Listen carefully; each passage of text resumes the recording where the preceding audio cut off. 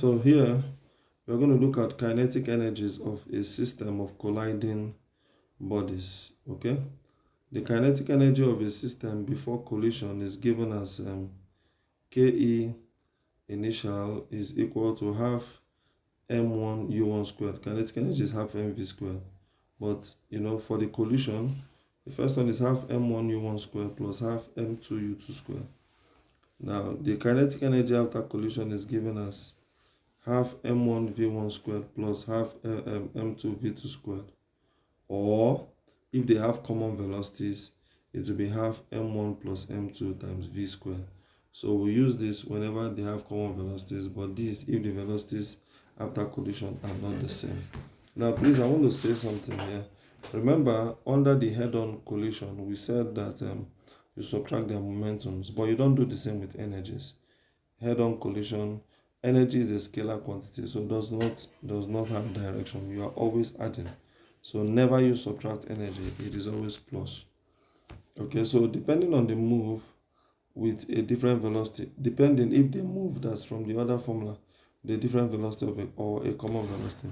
The change in kinetic energy, Ke, is Ke initial minus Ke final.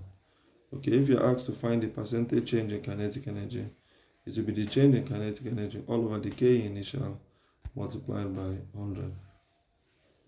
Now look at this question here. It says a ball of mass 4 kg and moving with a velocity of 5 meters per second collide with another body of mass 10 kg and velocity 7 meters per second. Okay, if the bodies join together and move with a common velocity, what is their loss in kinetic energies and the fractional loss in kinetic energy? Okay, here is quite easy. Okay, we have your m1 is 4, okay, and your u1 is 5 meters per second square. Then we have our m2 is 10 and our u2 is equal to 7 meters per second. Of course, they're moving in the same direction here, but we need to find, since they move with common velocities, let's see, it means I'm going to use m1 u1 plus m2 u2 is equal to m1 plus m2 times v. Okay, that means 4 times 5 plus 10 times 7 is equal to 4 plus 10 times v. Okay, now the whole of this is 20 plus 70, that will give us 90 equal to 14v. So that means my v will be 90 divided by 14. Let me use my calculator here. 90 divided by 14 here is giving me 6.43. So we have our velocity to be 6.43 meter per second. Okay, that's their common velocity. But that's not what we are asked to find here. Even though we need to find the common velocities first, we're asked to find the loss in kinetic energy. That means we need to find the initial kinetic energy and also the final kinetic energy. So I will need to rub off here. And let's do that together. So what is my Ke initial? The initial kinetic energy, that's Ke initial, is equal to half m1 u1 squared plus half m2 u2 squared. Okay, so that is going to give us that means half, sorry please, that will give us half times m1 is 4 u1 squared, that means 5 squared, plus we have half times m2 is 10, u2 is 7, so we have 7 squared. So by the time we do this, it's going to be there's going to be 50 plus 49 times 5, excuse me,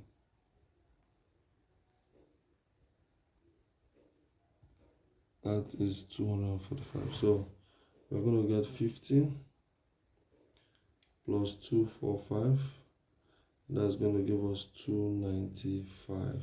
So the initial kinetic energy is 295. Excuse me, let me write it down somewhere. 295. Okay. So that leads us to the final. Let's calculate the final kinetic energy. Now the kinetic energy final KE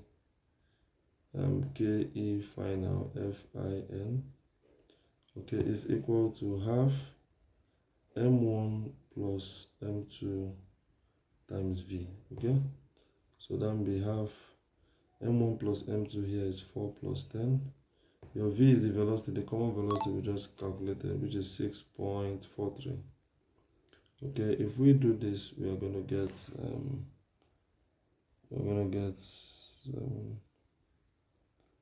times 6.43. That will give us 45.01. 45.01. Okay, so now we want to find the loss in kinetic energy.